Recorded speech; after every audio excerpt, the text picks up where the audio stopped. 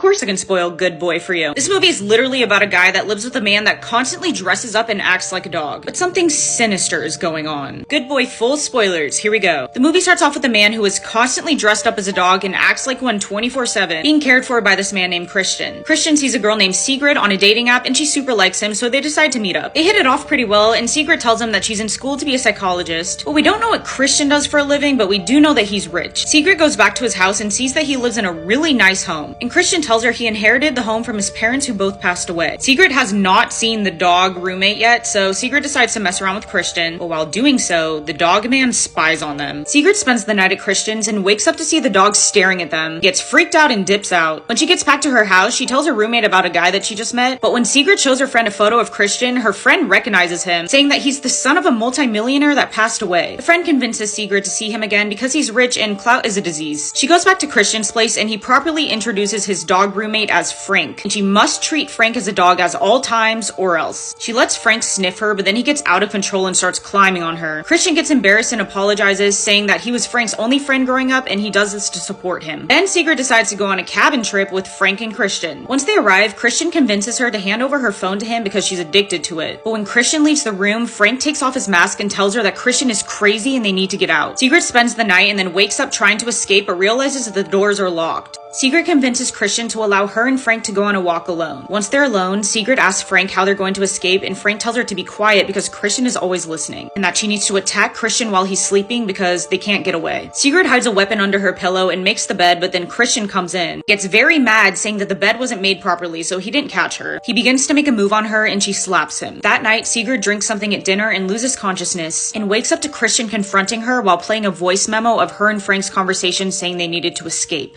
Christian forces Sigrid into a room where Frank is caged up and then Frank bites him. Sigrid takes the keys and attempts to run away while Christian and Frank start fighting. Christian takes Frank into a room and starts hurting him with water and bags and forces Frank to bark inside of the cage. Sigrid was unable to escape, so she goes back to the two men and sneaks up on Christian with a stick. Sigrid attacks him with it, but then he does the same thing to her and she becomes unconscious with Frank.